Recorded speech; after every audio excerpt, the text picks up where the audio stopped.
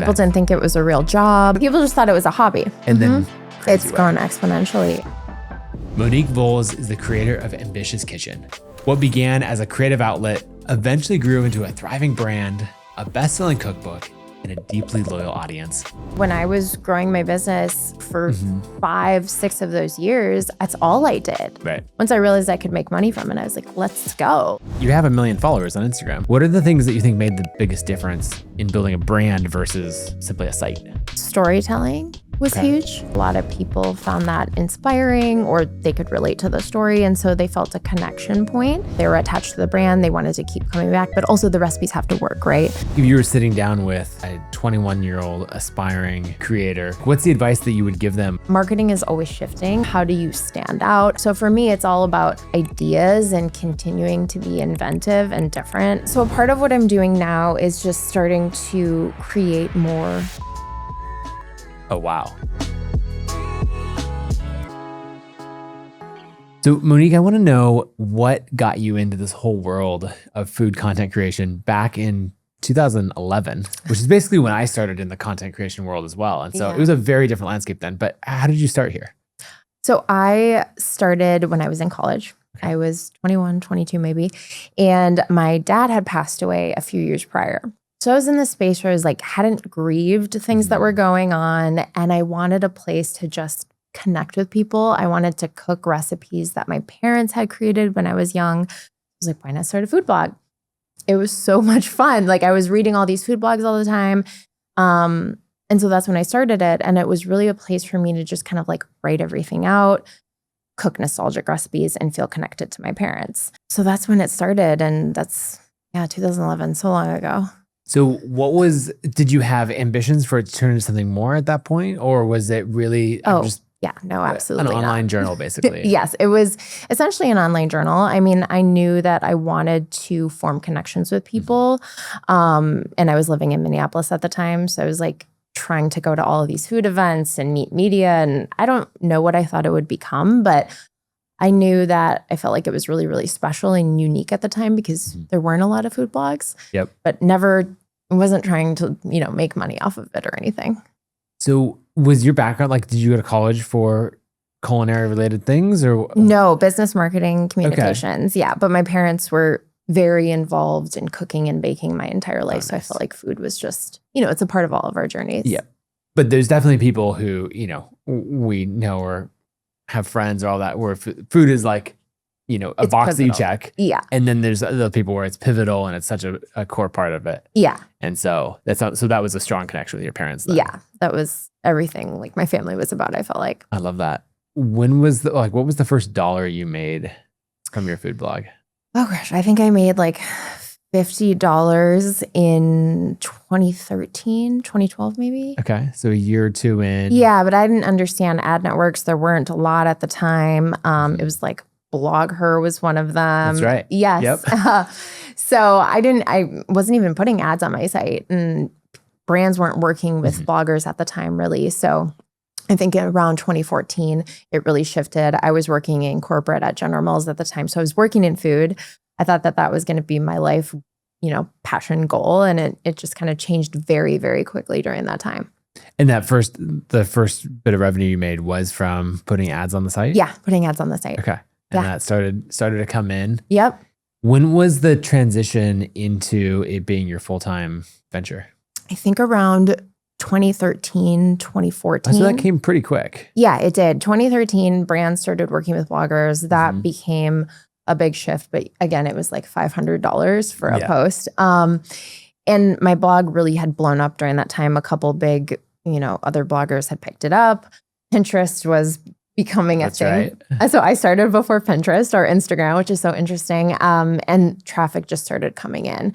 And that's when it really shifted for me. So 2014, I quit my job, moved to Chicago, and started doing it full time. And it was when I was making the same income as I was making at General Mills, which was around I think $65,000. Okay. So I was like, okay, I'm doing it. I don't have a plan, but at least, I hope it's going to go well. I'm thinking there's so many parallels. I think we're the same age. I was born in 1990. So we're right. I'm 1988. Yeah. Okay. Yeah. So pretty close.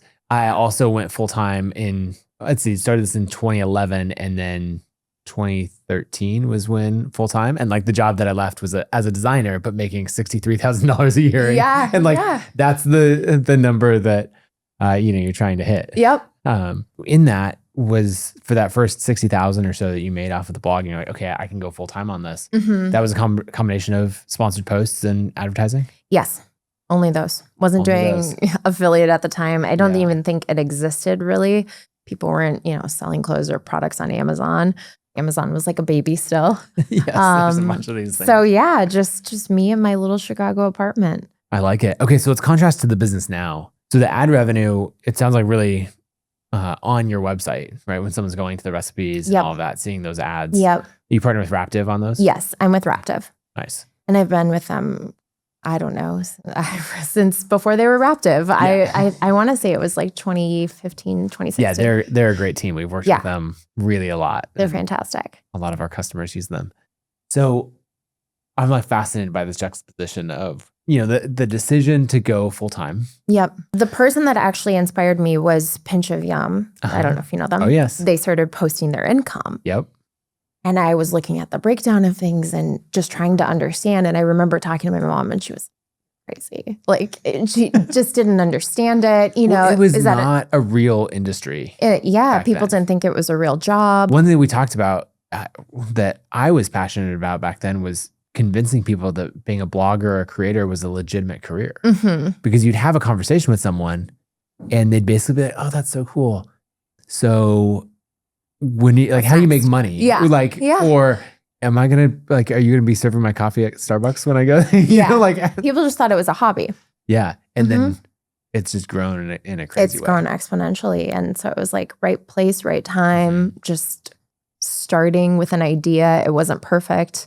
And I think it was my knowledge of social media. That's what I did at General Mills. Right. And it just grew and grew. One thing that I've noticed with a lot of these outlier creator success stories, one, I spend all of my time with these outlier creators because, that's get to see all of these examples. But people who have gotten to, hundreds of thousands of subscribers, huge social followings, and these businesses doing well into the 7 figures, is many of them have a skill set that they established somewhere else, where they come in and they're like, an example would be Sahil Bloom, who recently came out with the book, The 5 Types of Wealth. And he, during COVID, got into content creation and all of that. But he was a very sophisticated finance and private equity guy before. Like, he was in that world. He knows business inside and out. And so then he just applied that level of 80-hour work weeks and, all of this stuff to the creator world. And, he's blown up in absolutely a huge way. And so I think I'm picking up on that from you is you didn't start it just as, oh, this is a hobby and we'll see how this goes. You're like, no, I'm a marketer. This is what I do for a living. Yeah. And now I do it for myself instead of doing it for General Mills.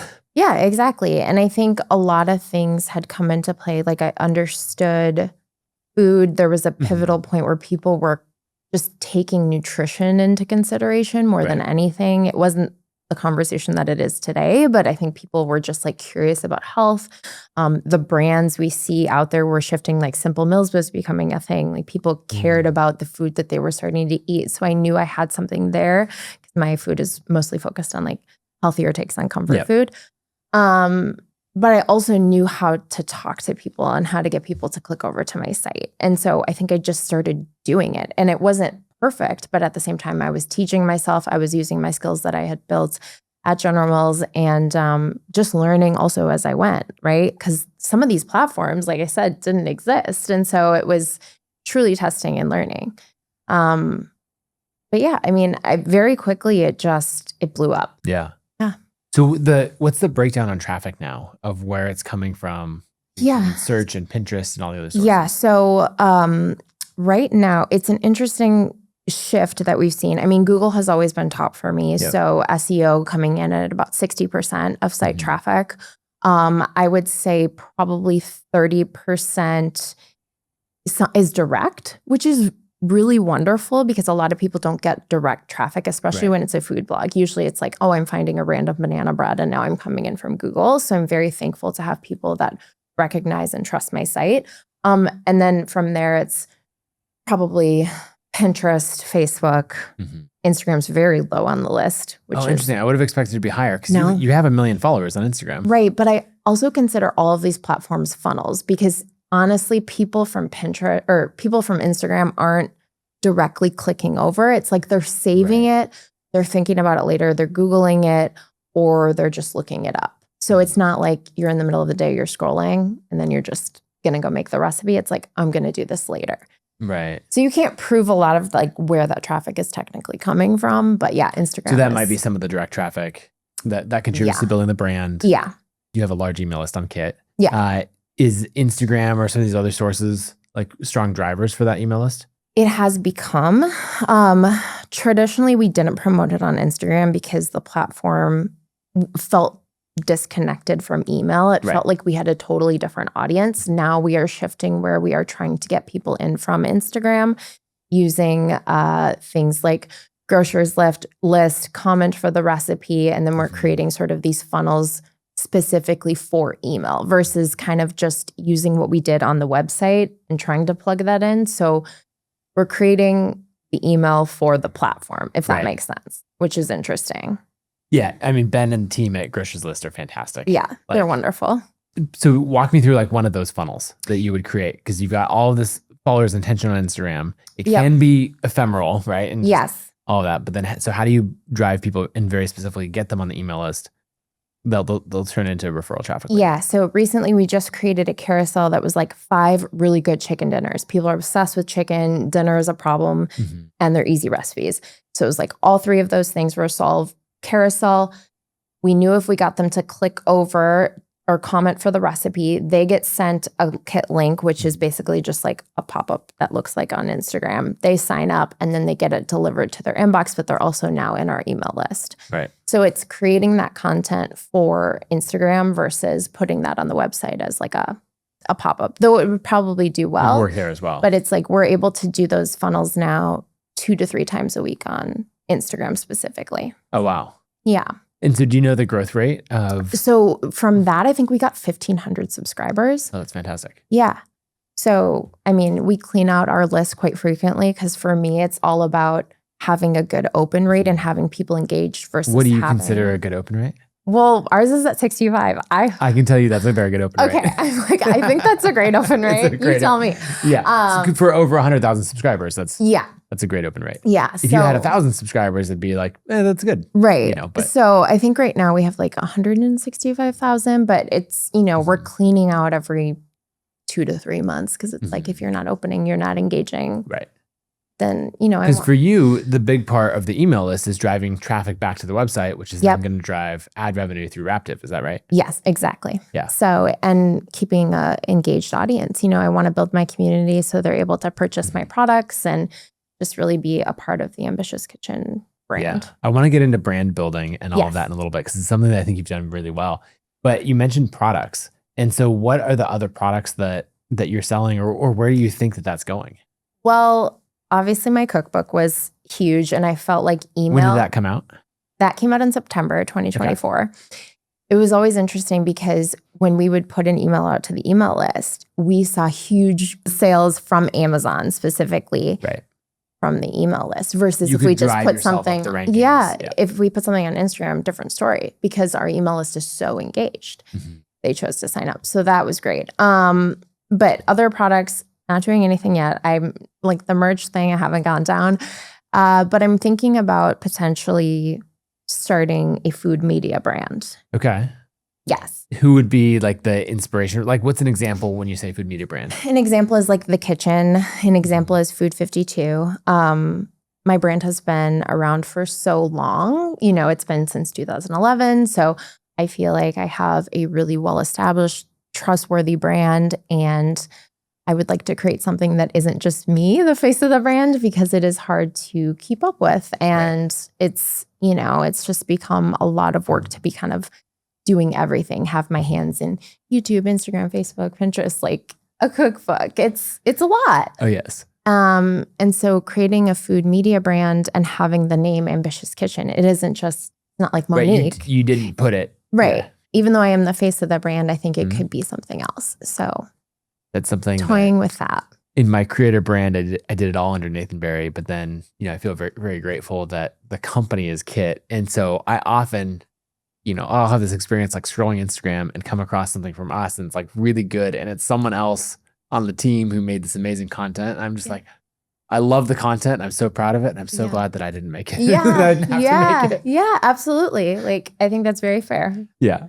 So then building that, and that whole media brand around it, like what would that look like of bringing on more creators, more products? Yeah, bringing on, that's something that is interesting. It's like, do you bring on creators or do you bring on like food editors and build sort of this unique Just Too Ambitious kitchen? Because I think a lot of times, like what Food 52 has done very interestingly is they have food creators who are creating their content. And so it's like they're able to partner with them and build their social platforms because of that. So I think it's something to kind of play around with and think about like how that would work. But there's another brand here in Chicago called The Every Girl. I also know the founder and she's fantastic and they created The Every Mom, but it's this huge website now. They have a podcast and it's just been really fun and inspiring to see them grow. And I'd love to do kind of the same thing, but have it be food and nutrition specific. Right.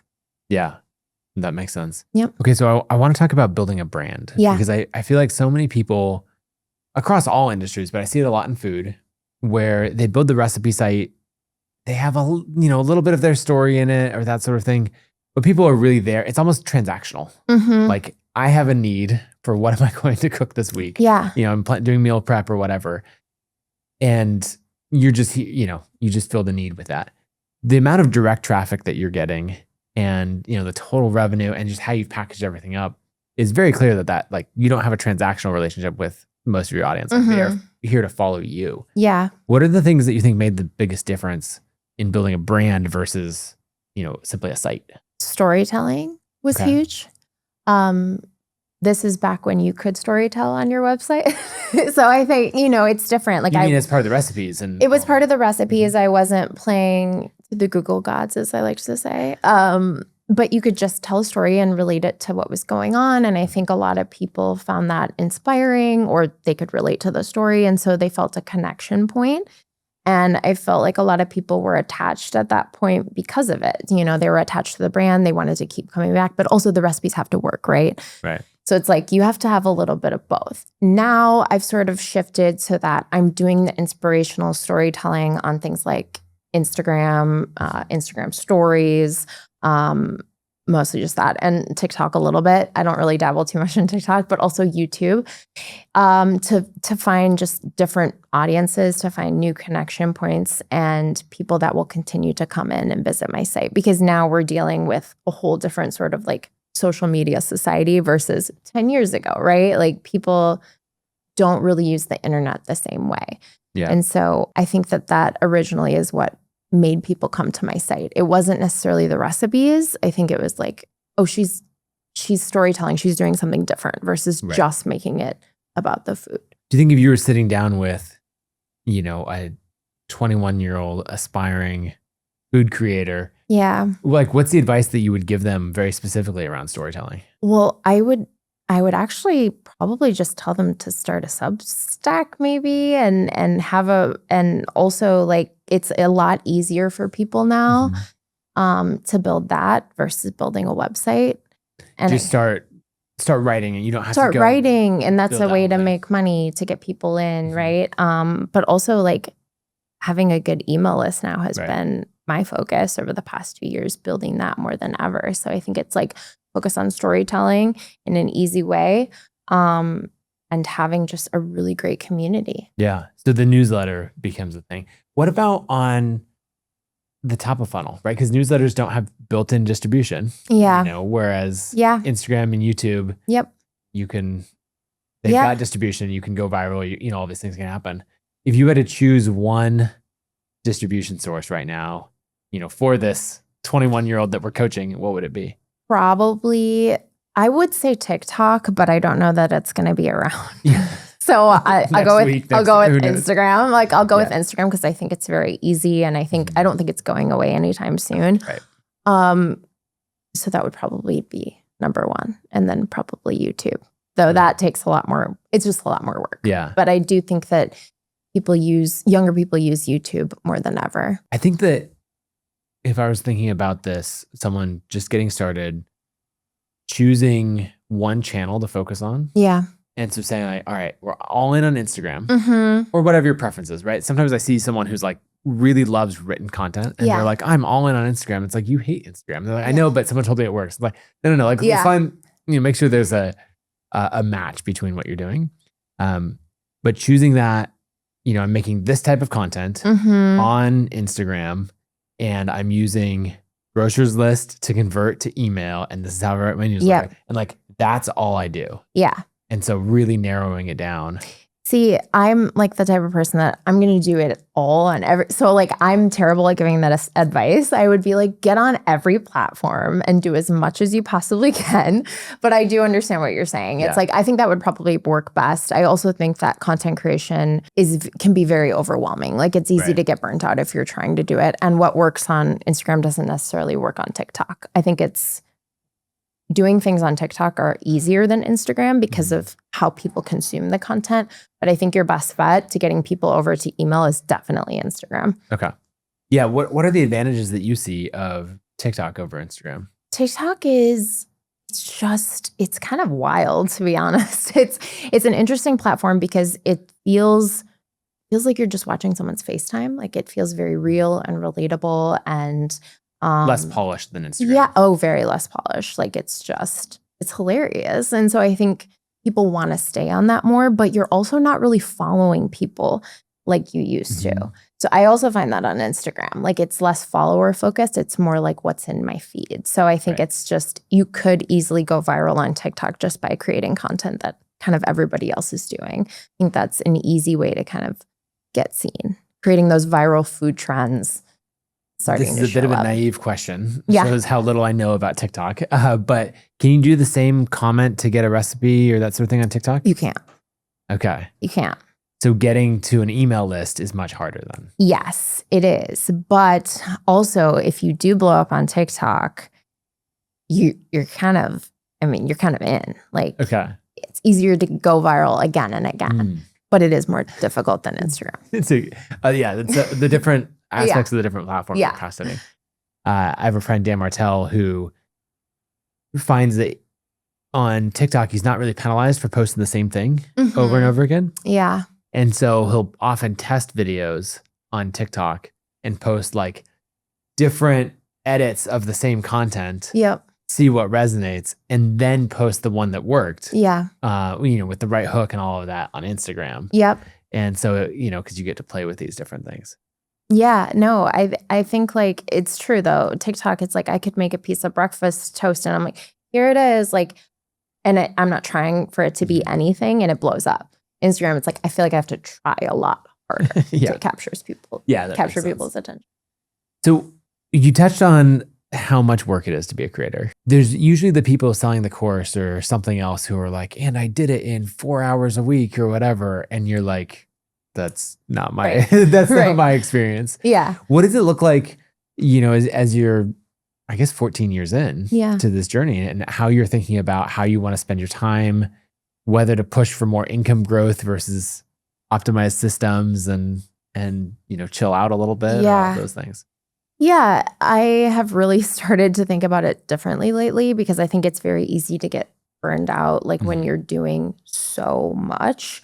And like I said, I'm doing it on so many different platforms and trying to grow. So of course my goal is to continue to grow the brand, but it's like there's so much saturation in food content right now on every single social platform. So it's like, how do you stand out? How do you continue to remain a trustworthy, like household name brand that people can rely on and that people will actually go to your site versus just reading a recipe in Instagram or something like that. And that's been really difficult for me. That's been something that I'm like, oh, people aren't searching the way they used to. Like people aren't necessarily going to Google. So revenue might change, right? So a part of what I'm doing now is just starting to create more real content. And when I say real, less polished. So content that isn't necessarily traditionally the way I would shoot for Instagram. It's like, now I'm just like, hey, like it's more like the FaceTime content that we were talking about. And try to think about it in a different way, which is, it's just marketing is always shifting and how people want to respond to trends and just what they see is different. And I think attention spans have gone from like, 30 seconds to like 2 seconds now. So it's like just thinking about marketing in a different way. And it's a challenge for me, but it's also part of why I may like be looking to shift my business and what I do, and not just be all Ambitious Kitchen, like Monique Ambitious Kitchen. So we'll see. I truly don't know like what is going to be next. Yeah. What's your team look like today? So my team is made up of, I have a digital marketing manager. She's been with me for 8 years. She runs the website. So she is writing most of the blog posts. She does SEO. She does all of the email marketing, creates all those funnels. And I kind of oversee all of that. Like I come up with, let's concept this, ideas, ways we can get people in, all that sort of stuff. And then we go from there.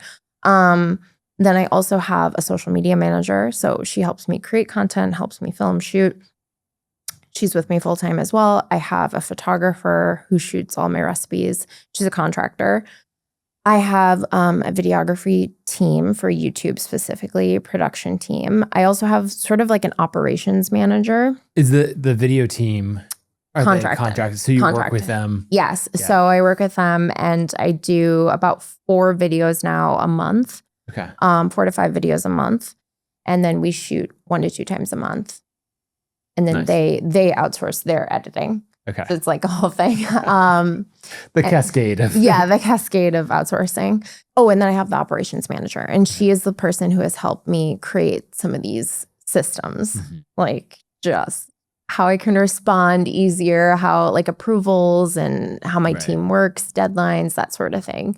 And she's also excellent at email marketing. So she has kind of influenced us to shift how we create subject lines, how we're increasing that open rate. And she's very familiar with like email funnels for sales. So it's interesting to think about. I'm not selling a product, but I also am selling a product though, because I'm selling a recipe, right? I'm trying to get people to We're trying to get them to take action. Take action.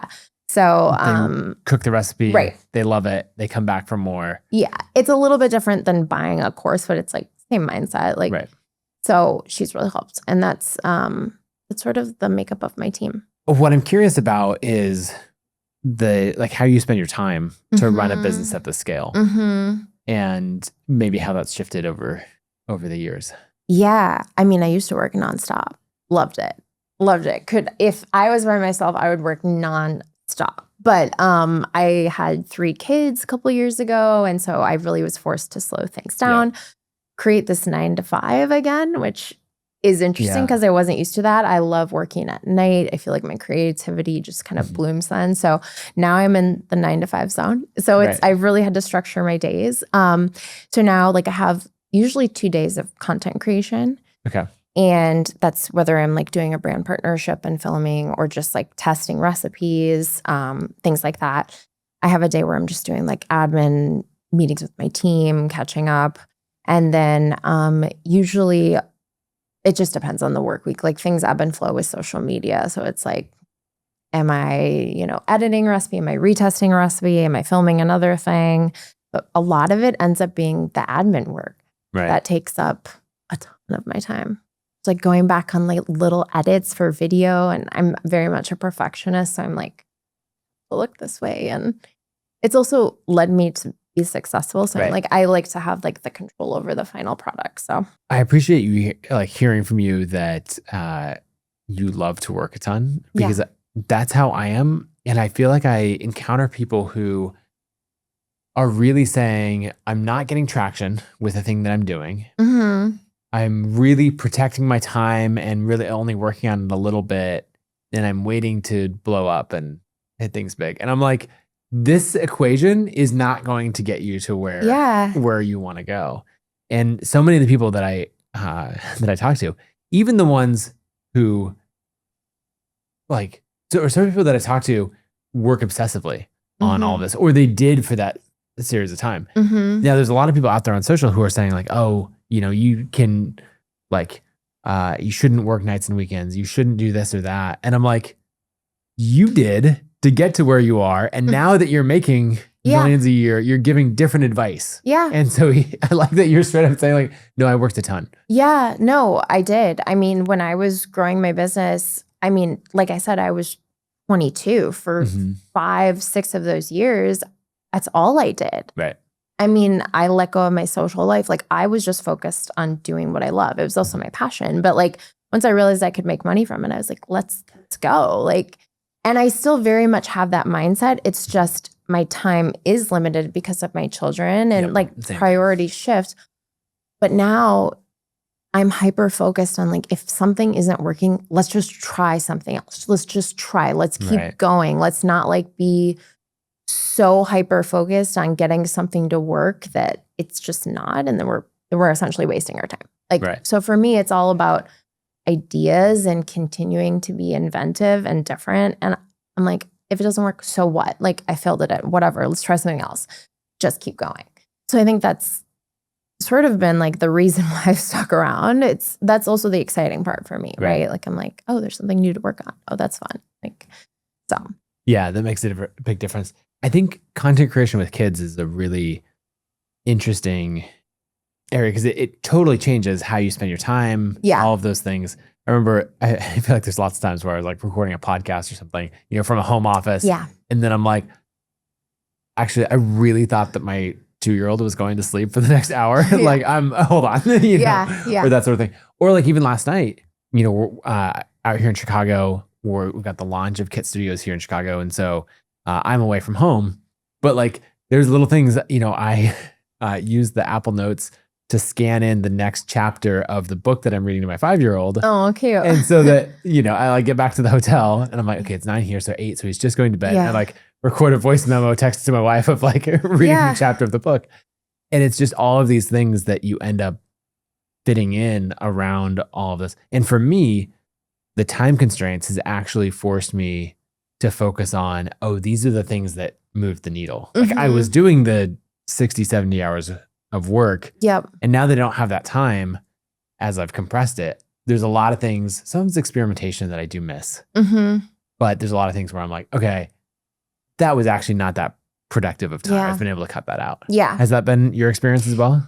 Yes, absolutely. Recently, I just had to scale back a little bit on YouTube because I was creating, I had shot 30 videos in like a month. Oh, wow. Yeah. It was not 4 or 5 a month. For the whole year. This is last year. And I was, I was just feeling burnt out on it. And I'm like, it's so hard to build a YouTube channel. It's very difficult. It's like a slow moving. How many subscribers are you at on YouTube now? I only have 65,000.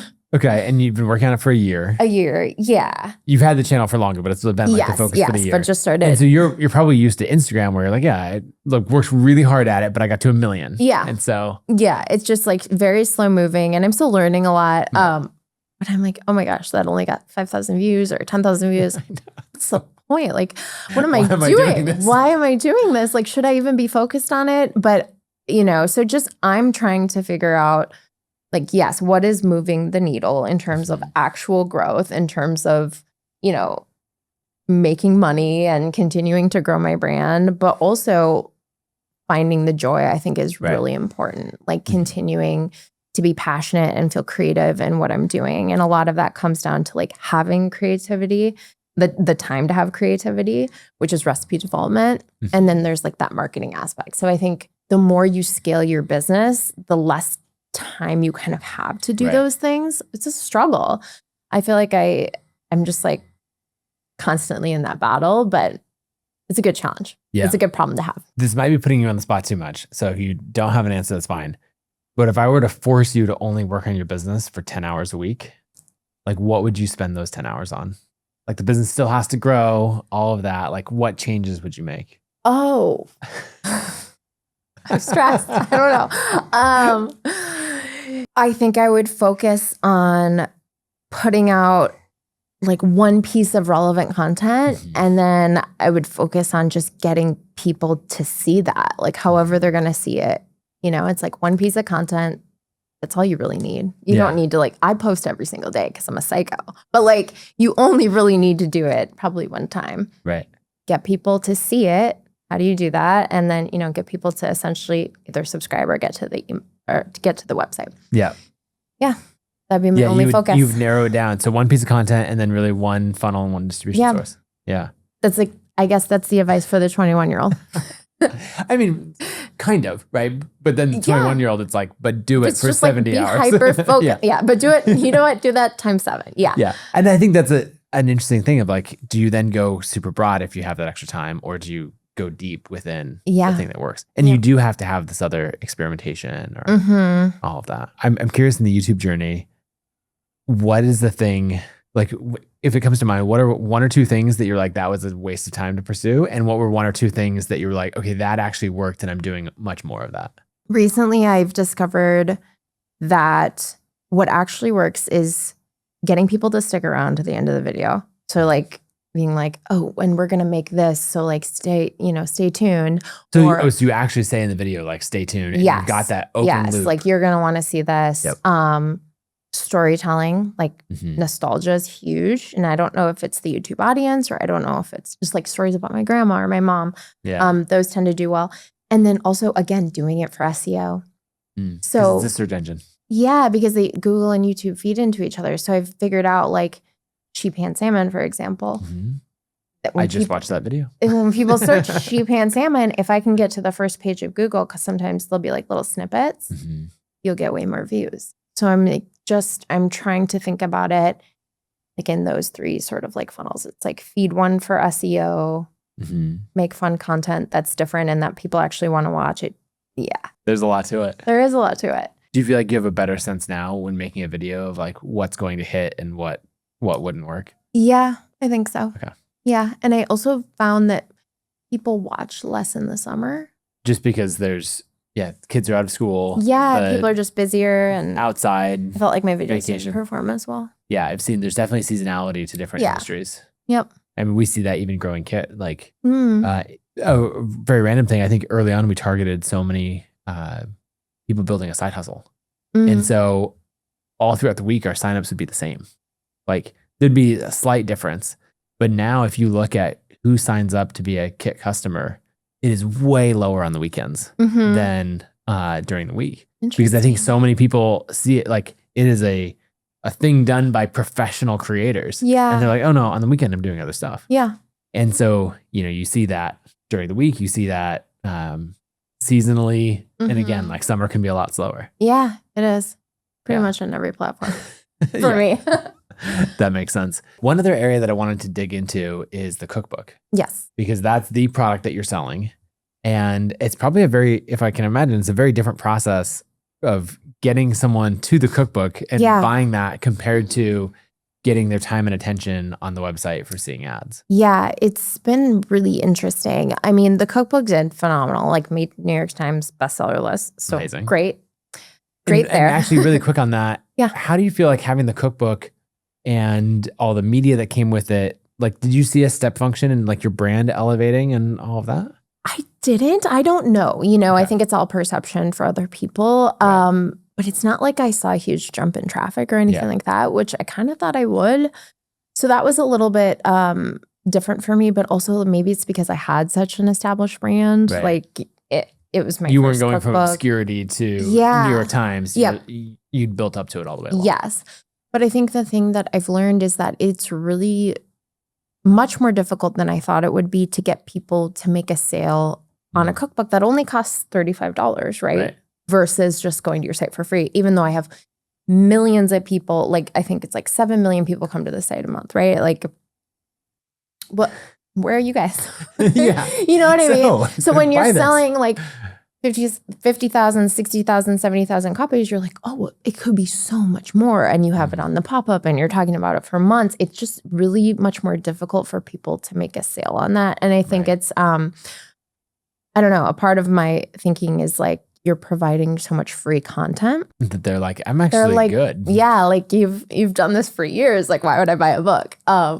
So that was really interesting for me. And I think if I do another cookbook, which I'm hoping I will, it will be a much different mindset going into it. And I also think it's people with Substacks or newsletters or things like that.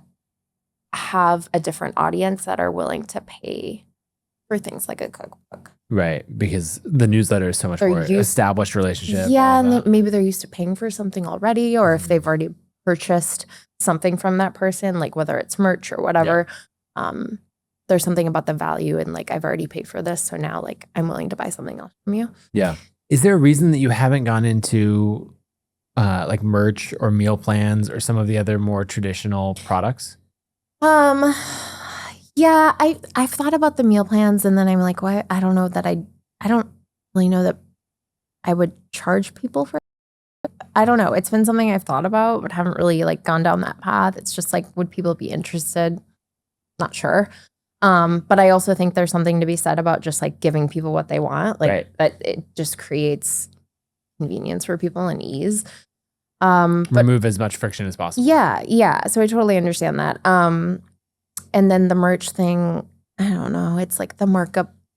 I don't know if it's there. You know, I don't know. I have a friend who recently did merch, and she made like $200,000 off her merch. I mean, that's incredible for like a month. That's that's a crazy. Huge number. That's crazy. And that comes from people sharing numbers, right? So in all that, where you're like, okay, I see what you did. Yeah. Would you do it again? Did it work? What did you learn? All of that. So I love how the creator community is very open with that. Yeah. Is there anything that you would do differently for the next cookbook compared to what you did on the first one? I think I would have to probably create some sort of merch line and get people used to buying different things. I mean, they've already purchased the first cookbook, but I think it's sometimes the second one doesn't do as well, but perhaps maybe my content is just a little bit more tailored the next time. Instead of being the Ambitious Kitchen Cookbook, very vague, something a little bit more. You're solving a much more specific a problem. Use case. Yeah, that makes sense. Yeah. Okay, as we wrap up, I want to go back and like make it really actionable for someone who is saying, okay, I want to scale my food creator business. Yes. Maybe they're at the point where they're making $50,000 a year, or like they've got traction, they've got traffic, all of that. What's some advice that you would give for someone who's at that point, like looking to scale to 500,000 a year or that? Yeah. I mean, I think if you have a website and you can get somebody like Raptive on there, that's going to be critical. So meeting that 100,000 like minimum threshold for visitors per month so you can get Raptive in. Okay. So just continuing to, I think, post content is really important, and focus on SEO so you can get people into your website. And so whether that's like from Instagram, you're getting people in, but again, like you're going to start to make more money once you can get an ad company. And that's that 100,000 page views per month is kind of the minimum. I think threshold. so. Yeah, I think so. Yeah, that makes sense. Yeah. And then how do you think about how SEO is changing and the impact of all of that? Yeah, I think it'll be really interesting the next, 3 to 5 years. Right. It's going to be a huge shift. I think Google is going to have to come up with something that people are using to utilize like their site, because people aren't going to Google as much as they were anymore. And I've seen this on my site alone, like there's a drop in traffic from Google specifically. People are still searching, but it's from, TikTok, Instagram, ChatGPT. And I think a lot of people are using ChatGPT and will continue to. Yeah, it'll be, how to optimize for AI search is going to be such a thing. Like I'm trying to figure out if you ask ChatGPT for newsletter platform recommendations, it will put ConvertKit right up there at the top. And I'm like, cool, but it's called Kit now. Yeah. And so like, I don't even, that's the thing that we're trying to figure out. How do we get this LLM to like, adopt our rebrand? Can you? Would you please? Yeah. Did you see how I said please? I asked nicely. And so this idea of, search optimization for, AI is going to be such an interesting thing. And then of course, people gamed so much in search. And then the algorithms would change it. Like, no, how do we rank the best content, not just what someone figured out for a hack? And and it'll be the same thing for AI. Yeah, I honestly don't know what's going to happen to a lot of recipe creators, because if you asked ChatGPT for a recipe, it'll pull in a recipe. So if you're like, hey, give me a recipe for brown butter oatmeal cookies, it'll give you a recipe, but it won't tell you where it's from. You have to Right. prompt it, and then it'll say, I pulled it from these 3 sites and kind of made my own. Well, you Yeah. don't know if it works. Maybe it does because it's pulling from 3 sites, but it's just interesting. It's The ad revenue didn't go to the creator. Right. There was no page view. right. Yeah. Yeah. It just scraped the site.